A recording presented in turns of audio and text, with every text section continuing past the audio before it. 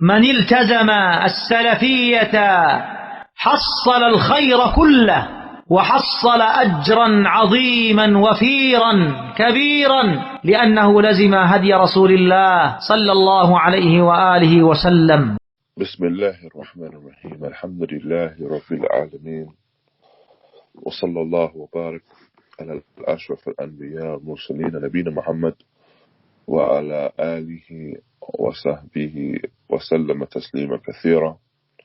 أما بعد، فحياكم الله جميعا وبارك الله فيكم. الحمد لله, it's with pleasure that Allah Ta'ala has allowed us to once again meet and bi'idhnillah seek to benefit one another in these gatherings of knowledge. And as you all know, we intend, In Shā Allāh, to continue from where we left off, where previously we were discussing ta'liqat and the commentary of Shaykh Aḥmad an-Najmī rahimahullah upon the different mutun in the Aqeedah, different texts in relation to Aqeedah. And previously, alhamdulillah, we've been able to complete al-Qawaid al-Arba' and likewise al-Uṣūl al-Sittah. And so now, alhamdulillah, we find ourselves in a situation where we want to complete now al-Thalāthah al-Uṣūl. And these texts all carry great importance with them. And it's a case of these are texts which the Talib al-Ilm, the one that is sincerely seeking knowledge and seeking to increase himself in the Aqeedah, لا يستغني عنها. يعني the Talib al-Ilm cannot say that he's sufficient of these texts. And it's important that the individual strives in relation to that. That the Talib al-Ilm, he strives in seeking knowledge of these texts such as these texts in Aqeedah, Tawheed,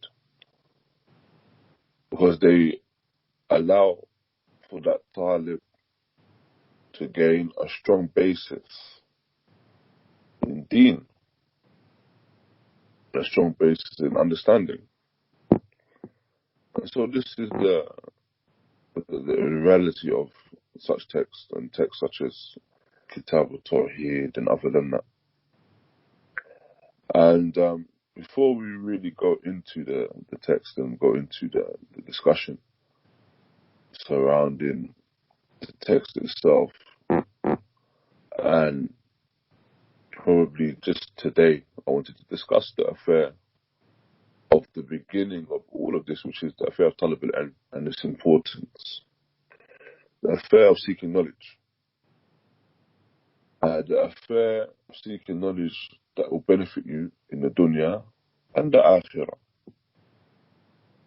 For as when we discuss this affair of success in the dunya and the akhirah, and we look at examples such as the example of what Shaykh al-Islam Muhammad Abdul Wahhab rahimahullah, he mentioned in Qawaid al-Arba', and he mentions the Amran al-Sa'adah, and this affair of happiness. He mentions these three affairs, the three affairs of happiness: إذا أُعطي شكر, وإذا ابتلي صبر, وإذا أذنب استغفر. If the person gives me something, then he's grateful. And if this individual is tested, then he is patient. And if he falls into sin, then he seeks forgiveness. All of these things relate to this affair of happiness in the dunya and the akhirah. All these things relate to the affair of happiness in the dunya and the akhirah. And all of these affairs are contingent upon ilm. It's reliant upon knowledge. A person cannot understand the importance of shukran, being grateful to Allah Ta'ala, except with ilm, except with knowledge. Nor can the individual be one that is patient and understands the importance of patience and the manzala, the station of the individual that is patient with the trials, except with knowledge as well. And likewise, when a person falls into sin, it's upon him to know these conditions of tawbah. And so it requires knowledge. All of these affairs require knowledge. And so it's important that the person turns to these affairs.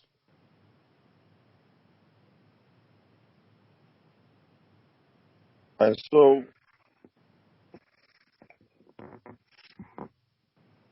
when we look at this affair, and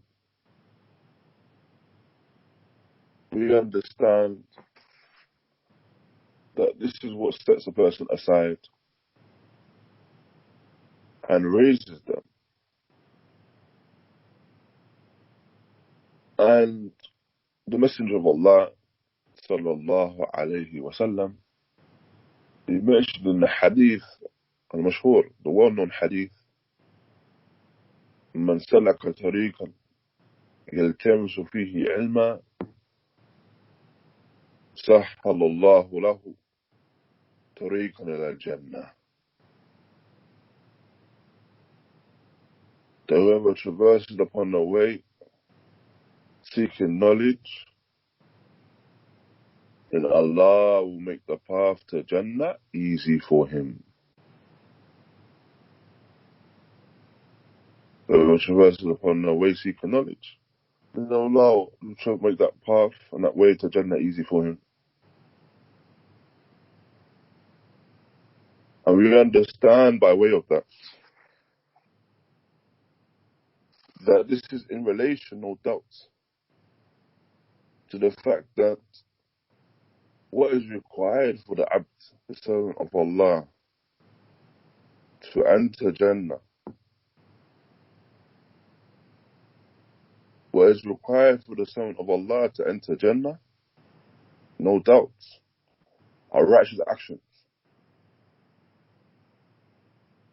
And the individual cannot be upon a righteous action unless in reality they have knowledge of those actions and how to perform those actions. This is the reality of how an individual performs righteous actions. Knowledge is required. Allah Ta'ala mentions, قُلْ هَلْ يَسْتَوِي الَّذِينَ يَعْلَمُونَ وَالَّذِينَ لَا يَعْلَمُونَ. Say, are those equal in station and level to the ones that know to the ones that do not know?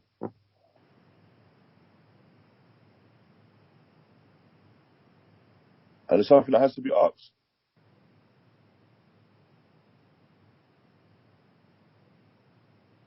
For no doubt, this question that Allah Ta'ala poses is one which people refer to rhetorical. Because no doubt the one that knows, the one that possesses knowledge is not the same and equal in station to the one that does not know. And so it's important that we look upon these affairs, and we reflect upon these affairs when we seek knowledge. It's important that we reflect upon these affairs when we seek knowledge, and we understand why we are seeking knowledge. And we purify our intentions. As the Messenger of Allah sallallahu alayhi wa sallam, he mentioned, إِنَّمَا أَعْمَالُ بِالنِّيَّاتِ وَإِنَّمَا لِكُلِّ إِمْرِئٍ مَا نَوَى. Indeed, actions are by their intentions, and everyone shall gain, receive by these actions what they intended. And so when a person is traversing upon this affair of seeking knowledge, they should always remind themselves of this affair and of the reality of why they're seeking this knowledge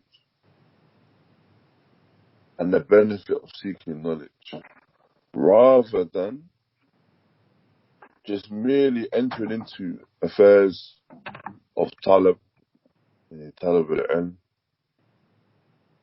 without really reflecting upon why they're doing so.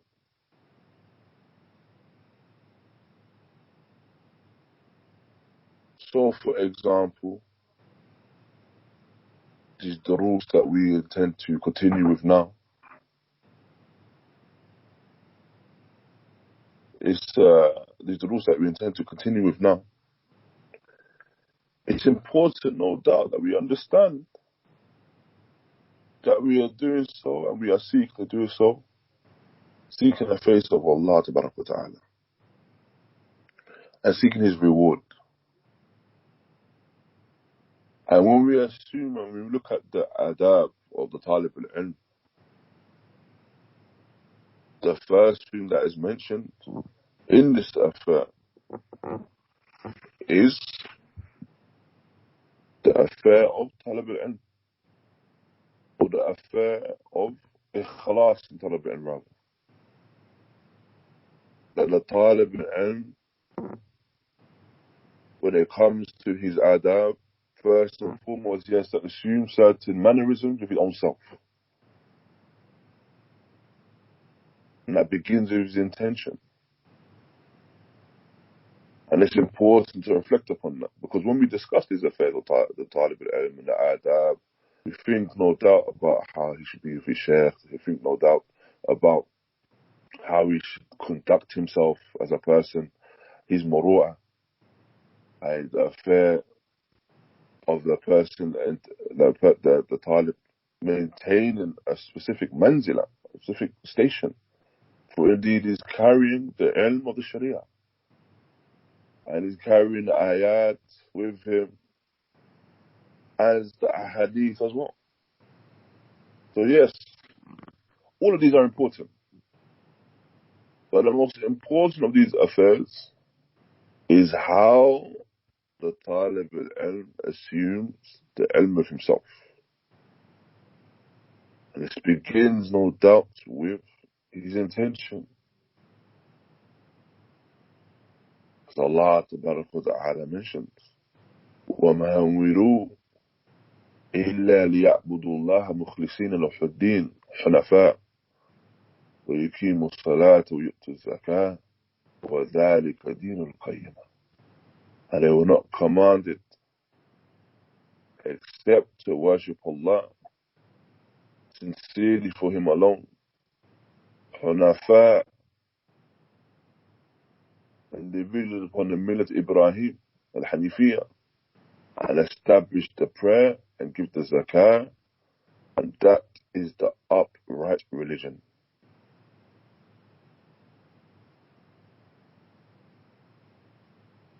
This is the affair of ikhlas. Allah subhanahu wa ta'ala, when describing upright religion and the characteristics of an upright deen, He begins by mentioning the affair of ibadah upon ikhlas. The servant of Allah is sincere. Hence why you find this hadith, إِنَّمَا أَعْمَالُ بِالنِّيَّاتِ, indeed action about intention, the hadith narrated by Umar ibn Khattab. You find that in many books of hadith, this is the first hadith mentioned. For indeed, an individual that is reading that book or studying that book, whichever book it may be, whether it be Arabiya Nawawiyya, or al-Ḥakīm, or other than that, the individual studying that book needs to understand the importance of it and the importance of the intention. There's no point them studying this affair of ikhlas whilst in the middle of the book. Whilst ikhlas was required from the beginning. So this is a must for the talib al-ilm. Likewise for the student of knowledge. Seeking knowledge in this affair is that he has tadarruj as well. He seeks knowledge in relation to levels. He takes his ilm in a manner which is befitting for him. And so hence, this relates to what we are trying to do in terms of the duruus that we are studying together and these mutun that we are going through. That it's important to set a strong basis, a strong foundation. Hence why we seek to go through the mutun of Aqeedah first.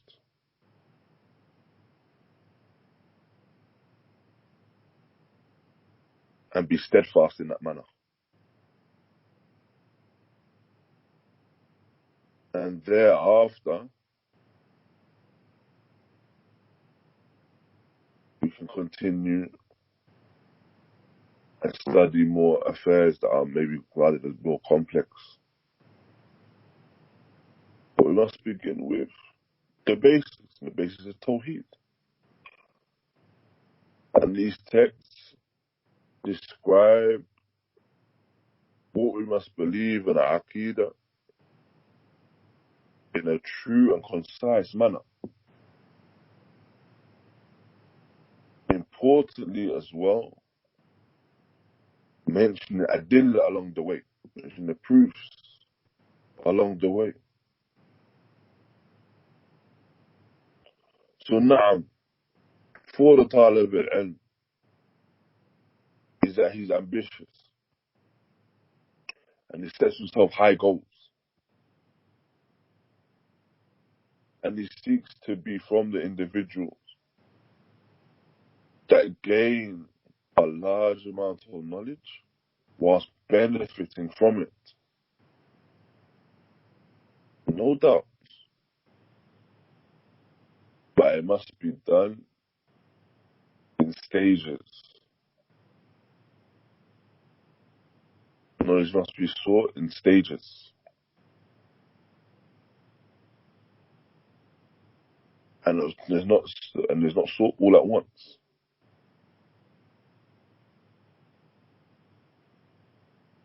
And this is something where an individual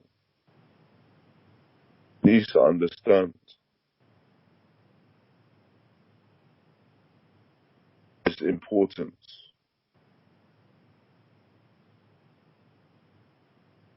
And the reality of ilm and its talab. And when we discuss this affair of knowledge, no doubt, we are discussing ilm al-nafi', beneficial knowledge. As Ibn Rajab al-Hanbali rahimahullah, he describes the ilm al-nafi', this affair of beneficial knowledge being the knowledge of the Sharia. The knowledge of the Sharia. The knowledge that will benefit you in the dunya and the Akhirah. For indeed you have knowledge that may bring about benefit for you in the dunya, but not the akhirah. Example, academic studies or other than that. Likewise, you have knowledge that will be harmful for you in the dunya and the akhirah. For example, the one that studies sihr, for example, that studies affair of sorcery, magic. The Allah Ta'ala mentions, وَيَتَعَلَّمُونَ مَا يُفَرِّقُونَ بِهِ بَيْنَ الْمَرْءِ وَزَوْجِهِ. Now, that they would study that which will cause the splits between an individual and their spouse.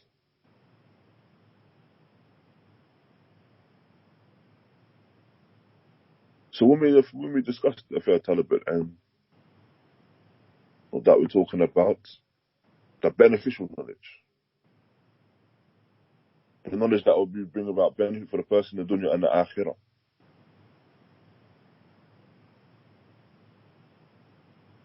Likewise, when discussing this affair of talib al-ilm and the student of knowledge having these high goals for himself, assuming ikhlas, no doubt, that the student of knowledge should be attentive, that the student of knowledge, when sitting in the gatherings of knowledge, should give it its due right.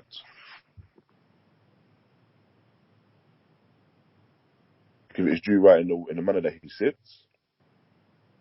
Give it its due right in the manner that he adorns himself. And its due right in the manner that he carries himself. For indeed, that which he is earning and gaining is the best thing that he can gain in the dunya. And knowledge of the deen, knowledge of the sharia, knowledge surrounding the nusus, the texts, the kitab and the sunnah. And we take this as well from the hadith of Jibreel. We understand from the hadith of Jibreel, when Jibreel came to the Messenger of Allah sallallahu alayhi wa sallam, and how he carried himself, and how he adorned himself. So this is how a person that is seeking knowledge of the deen should present himself. As Umar ibn Khattab radiallahu anhu, he mentions in the hadith, is that طلع علينا رجل شديد بياض الثياب شديد السواد الشعر. And this man that came to us, and he had a pure white thobe,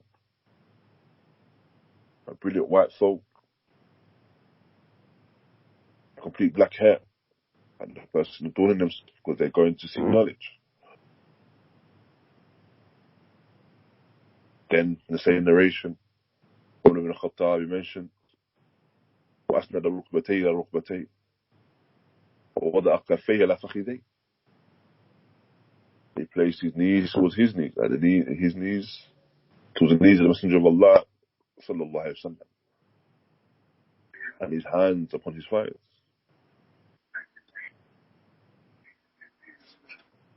Within this narration is an indication about how the Talib al-Ilm should sit even, and how he should be attentive to that knowledge that he's seeking. For what we need to understand is the importance and the weight of that which we are seeking. Just as how an individual, if he was to go to an interview, for example, or he was to go to school, and listen, these are all affairs of the dunya, they would carry themselves in a certain way. If they were to go to a job interview, for example, they would seek to wear their best clothes. They would seek to dress in the best manner.